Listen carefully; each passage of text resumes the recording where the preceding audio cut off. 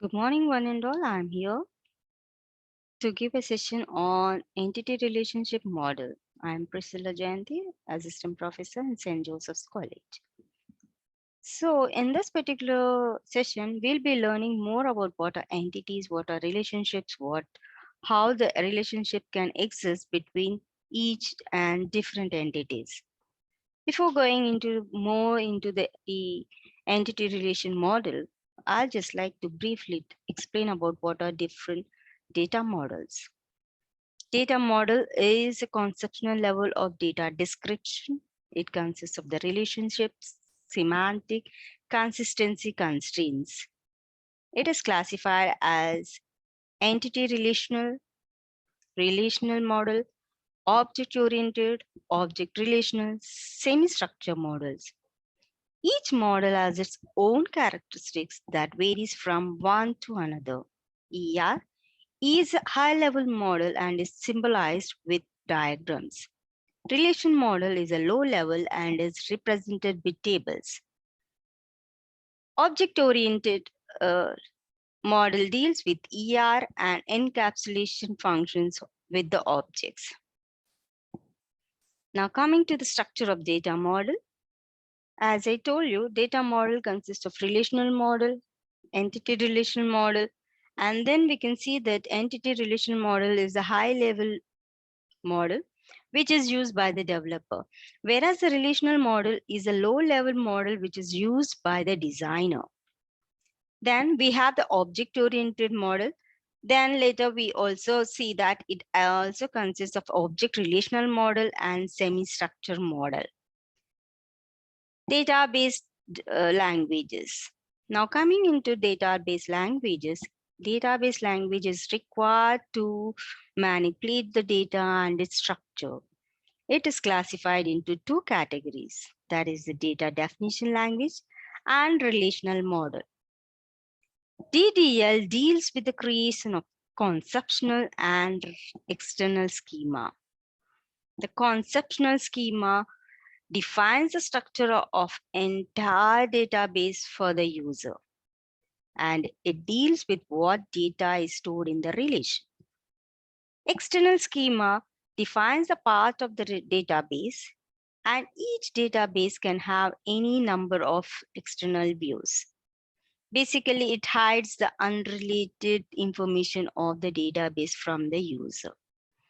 The structure of database languages. In structure of database languages, we have data definition language and the relational model again. We also have procedural data manipulation language and non-procedural uh, data manipulation language, which comes under relational model. These are the two different models which will be in relational model.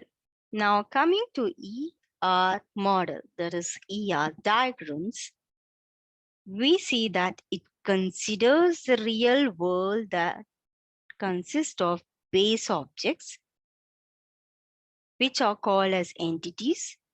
These entities will be having different types of attributes. Attributes are the characteristics of an entity, and for each and every entity, there is a relationship which bonds the relation between two different entities. And it is also known as the relationship among the objects. So we have attributes which are of simple attribute and multi-valued attributes. We have attributes of composite and derived attributes. We also have null attribute. Now let's see what are all this into detail. An entity is an object that distinguishes from one another object. As I told you, it is represented by the set of attributes. As this attributes define the characteristics of an entity. In an entity set E, each single member has an attribute that has descriptive properties and a set of permitted values called the domain or value set. Now, composite attributes can be divided into subparts. For an attribute address, street, city, state, or the subparts, and it is called as composite attributes. Now let's take even when you take a name, we have first name, last name, and the middle name. When you take a name, name also has or is also it is known for composite attribute. Multi-valued attribute are the ones which have more than one value for one item. Now, one particular person can have more than one phone. So phone number will have a multi-valued attribute. If a person is having more than one car, you say that car will have a multi-valued attribute. Now, derived attributes. Derived attribute is derived from the value of the other related attributes or entities. Age is calculated from date of birth attribute. Now, when you join in one particular college, we can come to know whether you're in the first year or the second year based on the date of join. So that particular date of birth, date of joining is will help you to find out the number of years you're in that particular college. So the number of years is calculated from date of join. An attribute having null value means neither value does not exist or it is missing. In certain cases, when we are dealing with databases, we know that they must be null values. So in such cases, when an attribute having no value means it does not exist or the value can be missing, but it is not equal to 0. Now coming further to the different terms, the relationship has an attributes called descriptive attributes. Descriptive attributes describes a relationship. The instance of a relationship is given as a tuple or a row in a relation. That is one particular combination of the attribute value. Suppose you are having a table.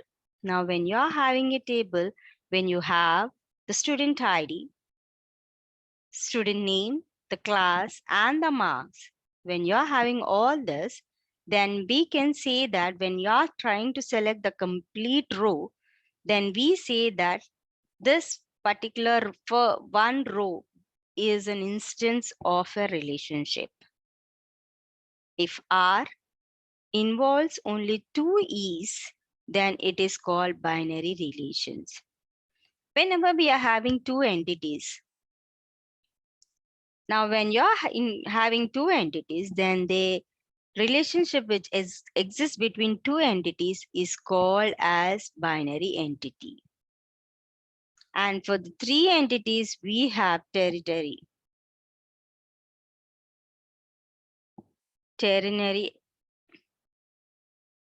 relation. The number of E's that participate in R is called as degree of relation. The binary relation as degree of 2. The ternary relation has a degree of 3. Now, this is all about the entities. As I told you, entity is an instant or an object, person. Take a person, take a place, take an object, event.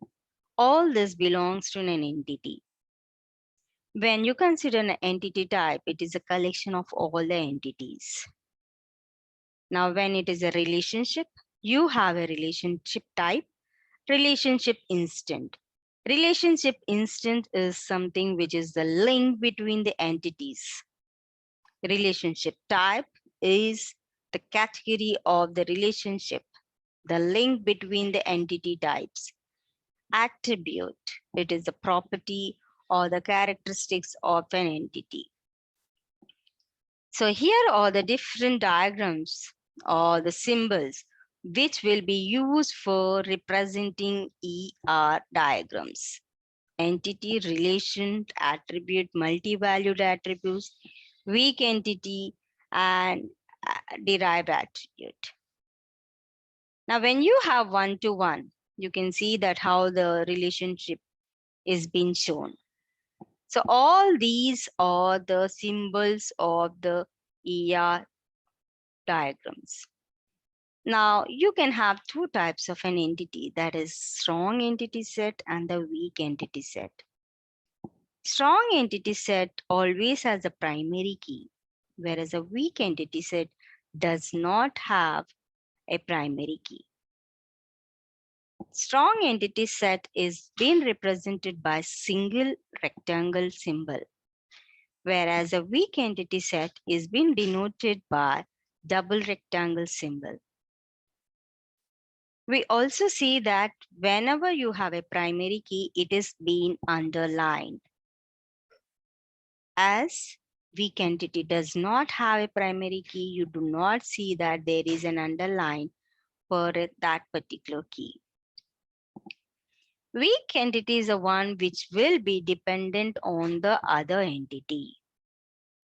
So that entity will be shown, or that relationship is being shown with a diamond symbol pointing to the other entity.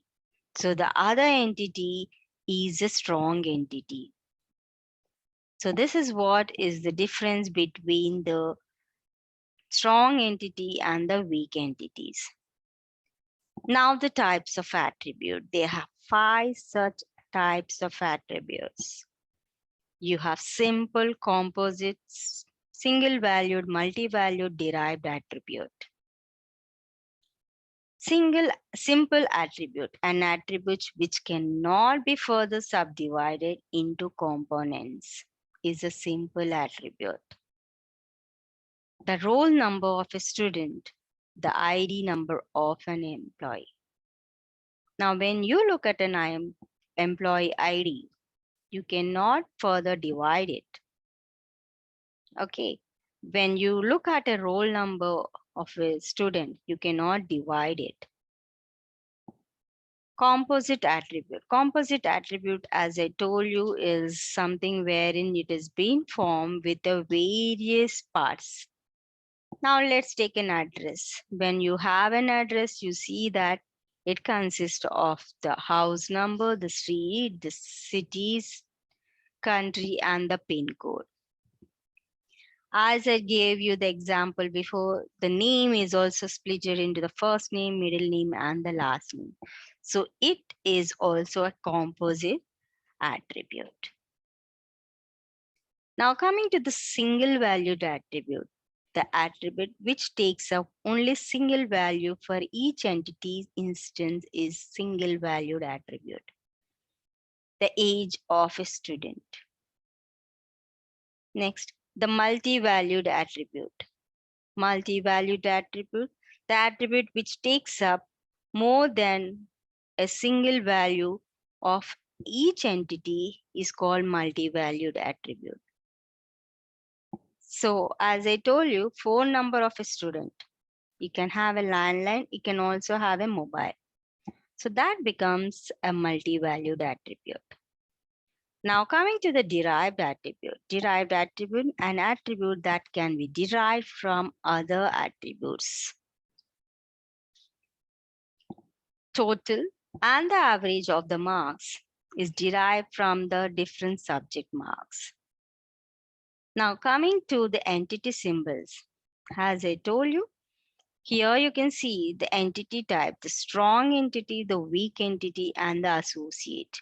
This is a special type of an entity which will be existing in the ER models. Now, attributes. Now, whenever you have an entity name, for each an entity name, you will be having an identifier, partial identifier. They may be optional identifier. They can be a derived identifier. So all this will form an attribute. Now coming to the different relationship, when you have only one particular attribute, one particular entity and you're having the relationship. So you see that that particular relationship is a unary. To have a binary, you see that you need to have two different entities. Now, when you want to have a ternary, that is the three different entities relation is called as ternary relationship. So these are the different cardinalities which are formed or they exist when you have the relation between the two or three different types of entities. Learning more about this, we have the degree of relationships. As I told you, the degree of relationship is the number of entity types that participate in the relationship.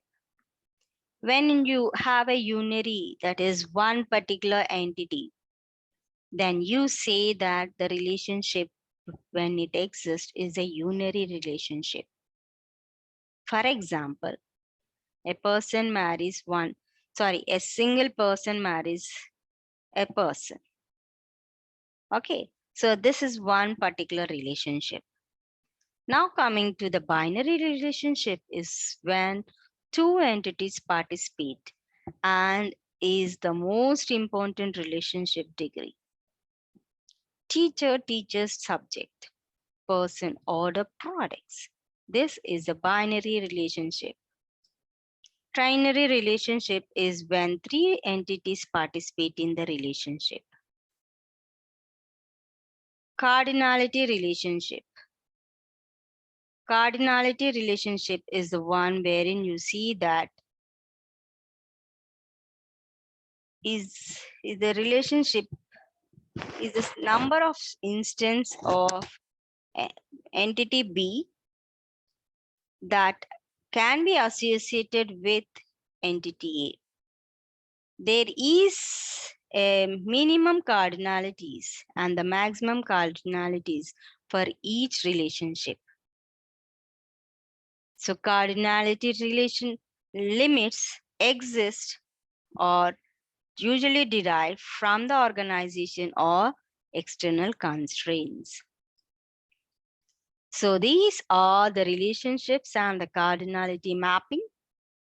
So you see that when you have a relationship and the entity, you can have mandatory one, mandatory many, optional one, optional many.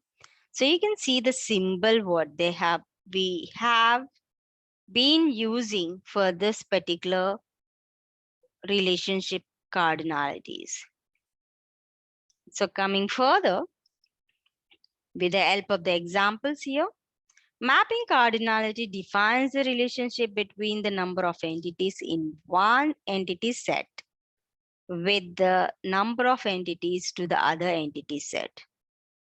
One-to-one mapping, first one. When you have one-to-one, you see that it maps one entity of the first entity set with another one in the second entity set. So you'll be having one to this particular point and one to the other particular point.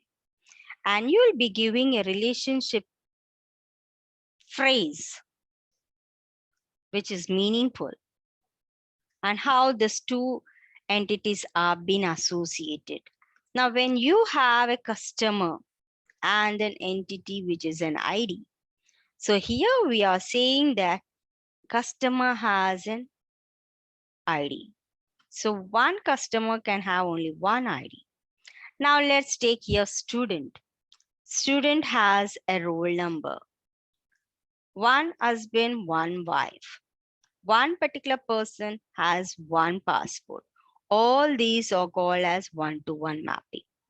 Now, when you have one-to-many, an entity from set A can be aligned with more than one entity from set B, but an entity from set B can be associated with a limit of one entity. For example, a customer may place many orders, but many customers do not place many orders. So one customer placing many orders, one mother having many children. So this is one to many. Now we can also have many to one. In this particular case, you see that one entity of set A would be paired with maximum of one entity of set B. So one course can be enrolled by many students. So here you're seeing is many students are going for one particular course. Students enrollment in one course. Now this is many to many. In many to many, you can have the connection or the relation which can exist between one entity set A with more than one entity from and set B and vice versa. So the example is many videos can be hired by many customers. Also, many customers can hire many videos. So coming further into what is a composite attribute, as we have seen in the earlier slide, here you can see that employee address consists of employee street address, city, state, postal code. So this composite attribute will be broken into different parts. Whereas a multi-valued attribute is the one wherein you see that it will be derived. Sorry, multi-valued attribute is the one wherein you see that a person can have more than one skill. Is good at writing, is an artist, is also a player. So these are the different skills of a person. When it is a derived attribute, number of years of the employee worked in that particular company. So it is derived from the date of joining in that particular organization. So it is a derived attribute.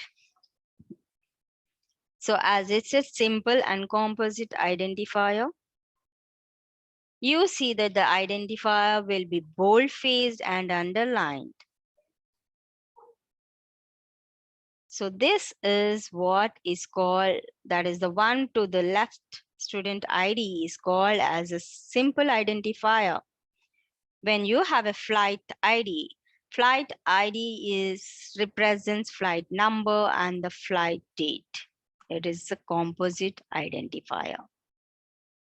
Now looking at this particular diagrams, entity is a student. You have an attribute name, address, age, and ID. So this is a simple entity. Now, when you want to represent strong entity type, so when you have this student with the roll number, which is a primary key, and the age, mobile number, gender, and name, this particular entity is a strong entity type. So there is some other entity which can depend on this particular entity. Now coming to the further one, that is the strong entity type and the weak entity type. As I told you, strong entity type will be having a primary key which is underlined. And then you'll have a weak entity which will be having a double rectangle. Here you find that the attributes do not have any primary key. So this particular key entity is being dependent on the strong entity. And this relationship is being shown with double diamond. And you can also see that the lines, that is the link or the association between the relationship and the weak entity is double lines.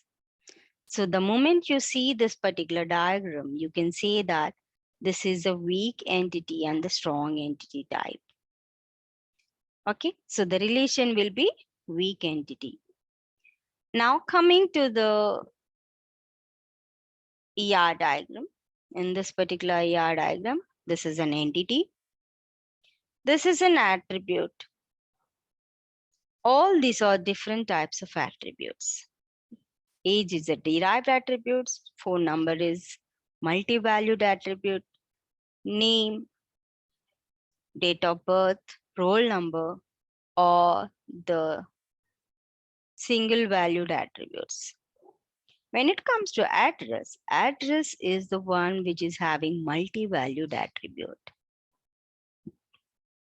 Now here you see that you have an employee, you have a department, project, and dependent.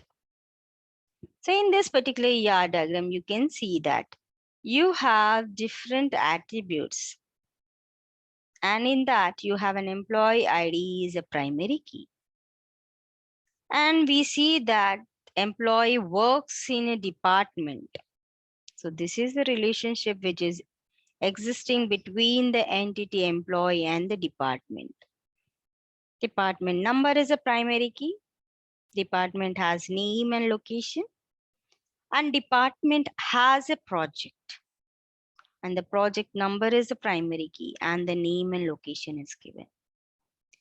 Department also has a manager who is also an employee with an attribute since, that is the number of years.